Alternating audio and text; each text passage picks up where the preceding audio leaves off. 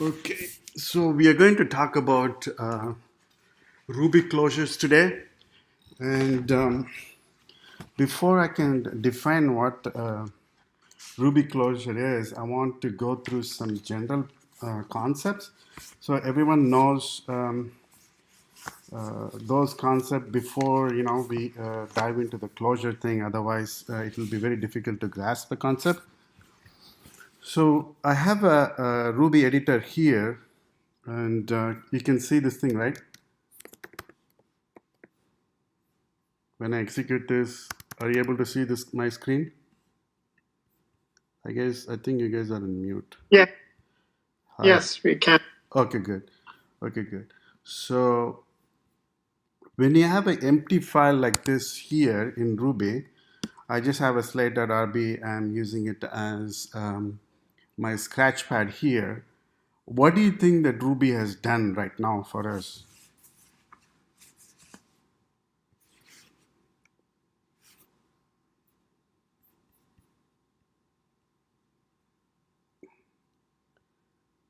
It can't unmute. Okay, so Ruby has already created. I mean, if you guys are on mute, you can unmute it if you know the answer to the question. Okay. All right.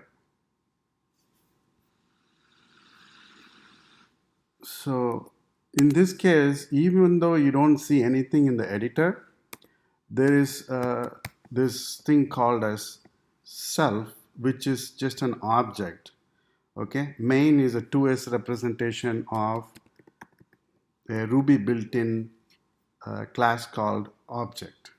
Okay, so it's as if Ruby did this. It actually created an object O equals object.new, and that self is now that particular instance of the object. Okay, so it's not like having this and then you're typing it here. It's more like outside of this editor, it's more like I'll show you what it's essentially is like. Class object is a Ruby built-in thing, and you have a constructor here.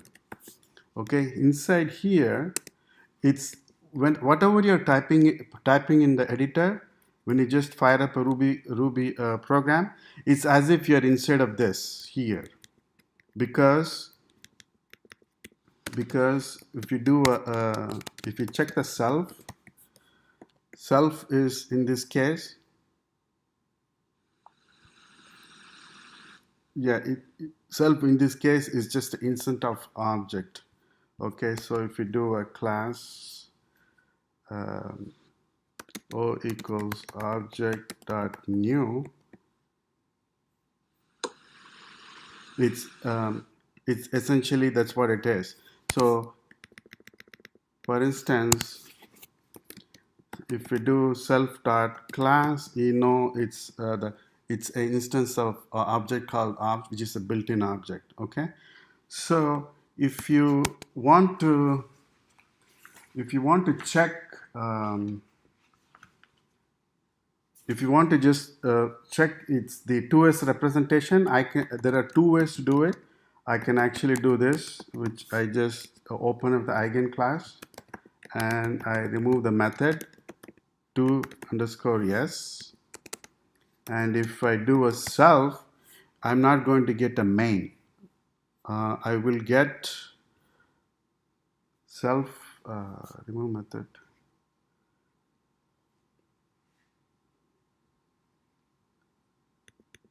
To s, okay.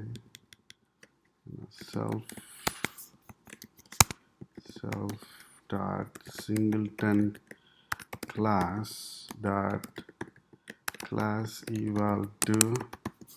I can actually remove this method. I'm trying to remove this method to underscore s.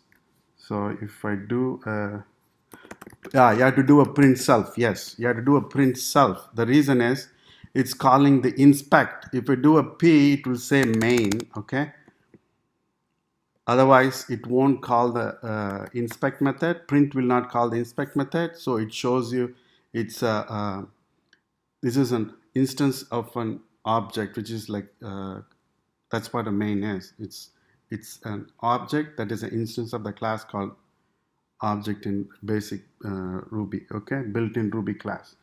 I can do the same thing with the old way of doing this. I can also just do this, and if I execute this, this should also work.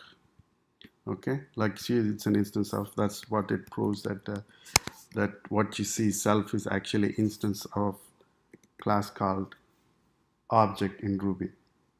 Okay, so there is a class called, you already know, and if you do look at the Ruby documentation, you already know class as object. And it also has, if you look at this, it also has the p method that we have been using right now. It's a private method. Okay, so if it's a private method, I can say hi like this. Okay, since self is main, all the private methods, I cannot have explicit receiver like this. Okay, it will say, hey, you are calling a private method p that's in object, no method error. But if you want to call a private method, let's say I'm creating a simple class. Okay, just to illustrate, I cannot do this even if it's a user defined class. I'll not be able to do this. I have a private method and I say checking, and if I create an instance and I do a check, it'll say private method call for checker method. So that's what, so if even if you have your own user defined class, you will have the same problem, because you cannot outside, if you're outside of the class, you cannot call any private methods. Okay, so that's why you're not able to call the private method in the object. You cannot have a receiver. So how would you call this method? You can only call when the receiver is that particular object. In this case, we can just do this, where I can just call this from inside of this method without a receiver. In this case, I should be able to call this method and it's working. Okay, so if I do a self dot here, we will run into same problem again. Okay, private method check called for this, right? So if you compare this to what I told you before, when you see an empty Ruby editor, that's Ruby class that you're having, you're basically in the context of this self. You're dropped. You're actually having this execution context here. Okay, even though you don't see anything in the editor, Ruby has already created that object and it's put inside of you the line 3 and 4. It's as if you're there, and you don't need to use an explicit receiver in that case to invoke any private methods. Okay, so now we have gotten that out of the way. We know, let's actually document what we have seen so far. We have seen the top level self is main object. This main object is 2_s representation of object class, Ruby built-in object, Ruby built-in object class. Okay, and if you have an empty Ruby file, Ruby has created an execution context for you. Okay, this is like you are inside the constructor of the object class. Okay, so that's what we have seen so far. What a Ruby built-in object class is, what this main is. Okay, so we can actually one thing we can check is, okay, where is this 2s class defined? We can ask Ruby, where is this? If we list all the singleton methods, you can see the 2s method is defined there. Okay, so its 2s method is defined as the singleton method. And we can also ask Ruby, I just showed you self is nothing but an instance of a class called object. I can ask, hey, what are you self? What are you instance of? Are you instance of object? So when I ask Ruby, it says, yes, I am instance of object called object called object. So it creates object.new. That's what the self is an instance of. So we have verified that. So now we have seen that. And we can also ask, what are all the methods that's available here? The one that's interesting to us is this one that I just used, singleton methods. Okay, and I also, when I removed the 2s method, I used the singleton class, which is here, right here. I use the singleton class, and I use the class eval. Class eval is a way to open a class. In Ruby, all classes are open to extension. You can just open the class, Ruby built-in class like string, hash, and so on. So class eval provides a way for you to open a class when you don't even know the name of the class. Okay, so that's how it's dynamic. So we opened up the singleton class and we did a class eval to do a remove method of 2s.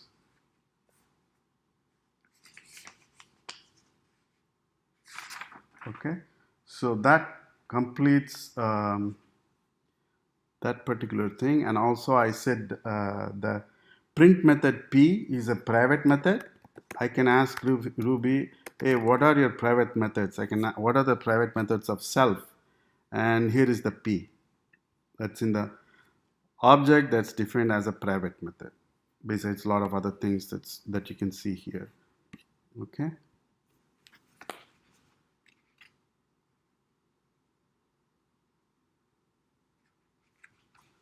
So let's now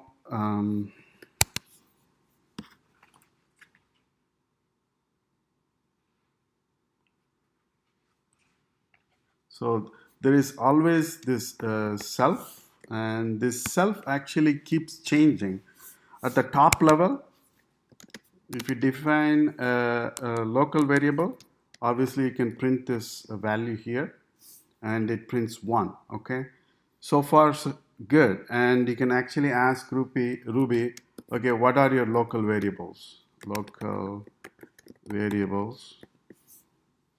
And it's going to show you, okay, you have one local variable called x.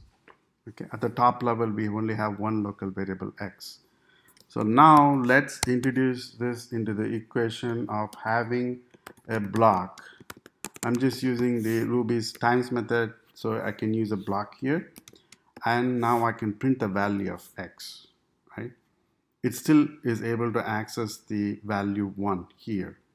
Okay, the value, as you know, of self here is main, whereas the value of self here, I want you to think about what the value of self here inside of the block will be.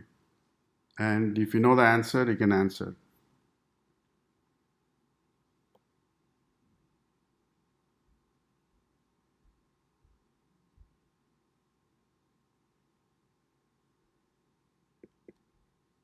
So you can see at the top level, it is main.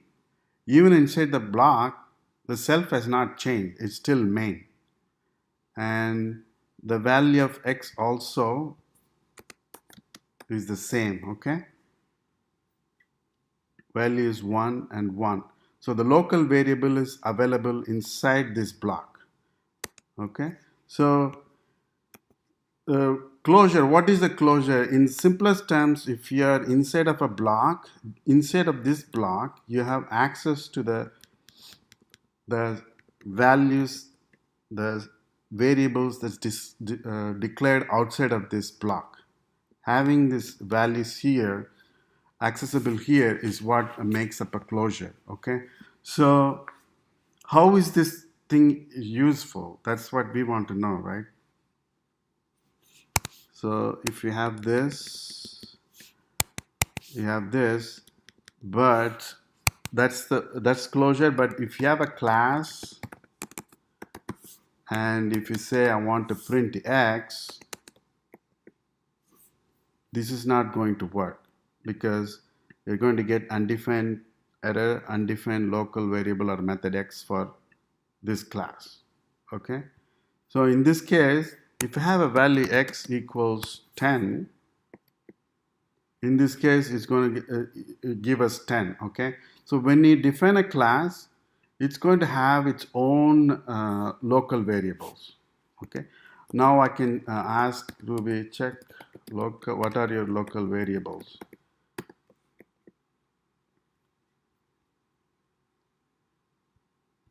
Okay, class variables, probably it's class variables. Class variables, I'm looking for class variables. Is first one, it's printed a value of x. Again, so probably if I want to do a new dot local variables, private method local variables. Anyway, so you have a different, the point is, you have x equals 10. Outside it's not affected. Outside it will still, at the top level, x will still be 1, because even though the local variable is x in both cases, there are two different variables in two different contexts. The first one here at this is the top level context. Here you have a local variable that's in the context of a class. Okay, in this case the self has changed to check class. Like you see, it's now the self has changed to, from main it has changed to self. So this is, x is going to actually be a separate local variable that belongs to that class. It's not belonging to the top level anymore. Okay, that's how the class, even the module, will behave in a similar way. Even the method, when you do a def or a module or a class, it's going to get its own local variables that it's not being shared at the top level. Okay, so in this case, if I want to access the value of x at the top level, one way I can do it is like this. I can say Eval can execute any arbitrary Ruby code, and I can say I want to use top level binding. Okay, this is going to provide me at this level what are the values that are bound to the variables. I want to use that context and execute whatever the string code I have provided. Okay, and if I execute this, now whatever the eval returns, it's going to print that value, which is 1. Okay, so in this case I'm using binding in order to access the state that's that the value of x is here. I'm accessing it here, because if I do this here, I cannot access it. It will say undefined local variable or method. So this is one way to access the value. The other way is by closure. Okay, let's look at how the closure works. I'm going to see you that without using top level binding, I'm going to switch the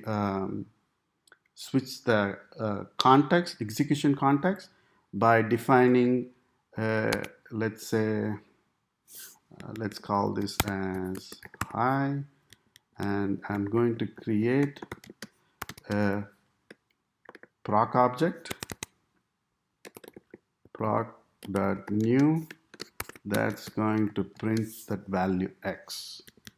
And here the method greet can take a proc object and I can just call it. Okay, I'm carrying the execution context around into a new context. This way I can now call the greet and it will say, sorry, say dot call proc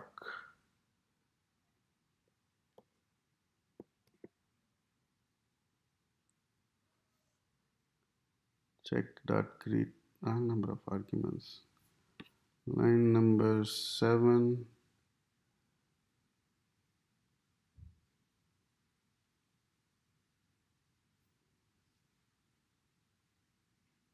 Sorry, yeah, I have to pass in the proc object. Okay, so I'm able to access that value. What happens is, in this case, when I create that proc object is a closure. Whenever you have proc lambdas or stubby lambda, any of those things is closure. What is closure? It's like a suitcase. When you put your clothes, shirts, socks, whatever you put in it's kind of like variables and the methods, all those things you put in there and you take it to a different location altogether, different cities, and you're going somewhere else and you carry it around. So in this case, I had the proc object has packaged the state and it is being carried around to a totally new execution context, right? Like we saw, we were not able to access X at all. But when we have the closure, because of the closure, we're able to access this value, and it's being able to actually execute and just work fine. So instead of using top level binding, I'm using proc as a way to carry this context around and the state around. So you can pass the procs lambdas as arguments to method. You can return as a value from a method, and this allows you to take one object in a given state and execute in a totally different state. Okay, so that's the main thing about closures, being able to access the variable and actually carrying that state around wherever it goes.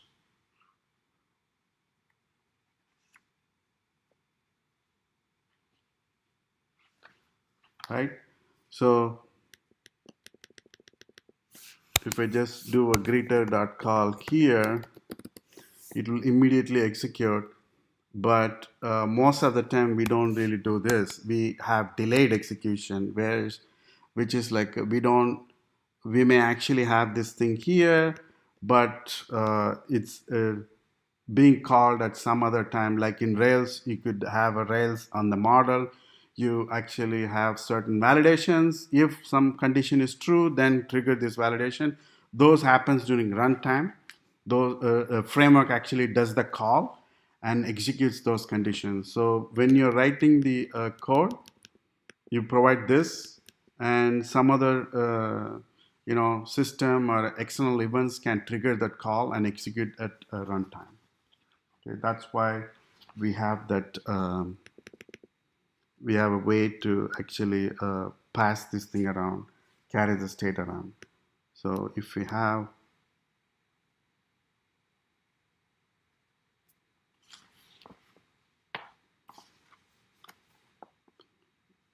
a class, so when you have a class counter, you can have incrementer. Okay, class is a way to encapsulate state and behavior. So in this case, I can have initialize, and I can have a counter equals 0. Increment is just going to increment this by 1, let's say. So usually when you write object-oriented program, you just create a new counter, and you can just keep incrementing this counter like this, and that will affect the state. Okay, so in this case, if you print this value, You can see it started with the initial value 0, and when I incremented first time it went to 1 and then 2 and so on. So it has a state, and we can actually keep modifying the state by using the same object, right? The class provides a boundary. Similarly, I can write this exact same program, counter equals uh, proc dot new. I can actually do the exact same thing like this here.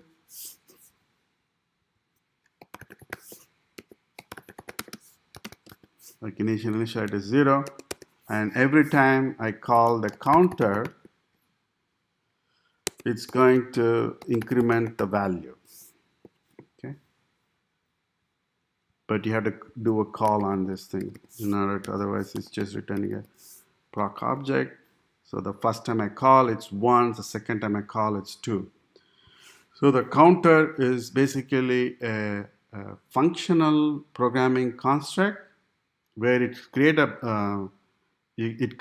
a proc object that encapsulates the state.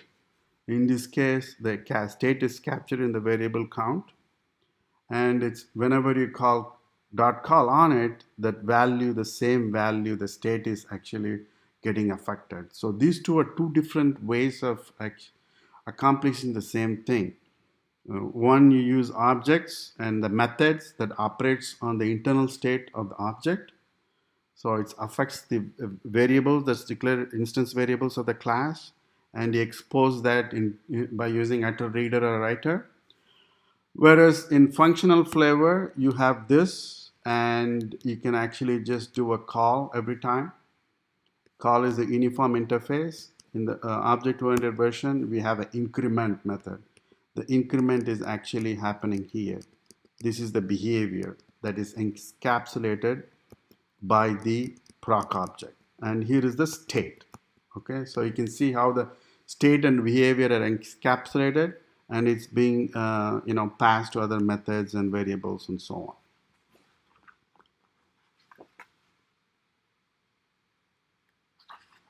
So if you see a lot of the Ruby built-in classes, they provide you, the map and the, select and all those things. The programmers, we actually provide, we can just say 1, 2, 3, 4, and select. We can say, okay, I want to, if x is greater than 2, then I want to print the value of x. Otherwise, I don't want to print the value of x. So these things, you can customize the behavior of the existing library provided by the enumerable module. You as a developer provide this custom logic, and this block customizes the built-in libraries, right? So some library developer developed this thing, and they are taking this block and they're executing it based on whatever logic you provide. You can change this logic to if it's x is only divisible if the mod value is 0, if mod 2 is 0. If you want to print the values, it will give a different values, right? It only gives the even number in this case. You can find all the even numbers by doing this. So without changing the existing code, you're able to extend the behavior. So which means you're able to extend the behavior without making modifications to the existing code. This is the open closed principle, right? Being able to extend the functionality of existing library without modifying the existing code. So that's how reusable library can be built, right? So even though a lot of object-oriented systems that we build is supposed to be reusable, it's extremely difficult to make changes or add features to an object-oriented system without modifying the existing code base. So if you use functional flavor, you can see how if you separate them out in the right way by abstracting them out and providing customizations by using blocks, you can customize the libraries that you build. Okay, so that's the whole point of being able to use blocks and execute the blocks um, by any method in Ruby can execute a block, is capable of executing a block. So that's how we have this kind of reusable behavior. So the first 30 minutes, I think I went really fast. I said I will give a presentation, and I would like to know if you guys have any questions so that I can answer the questions and maybe explain those things a little bit more in detail. Both of you are on mute right now.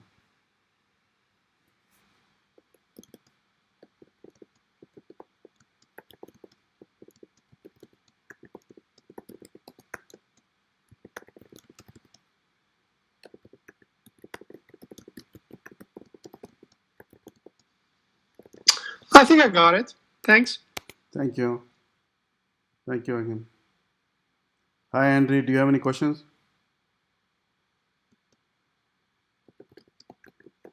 Customize the behavior of the built-in select. I'm good. I'm good. Thanks. All right. See ya.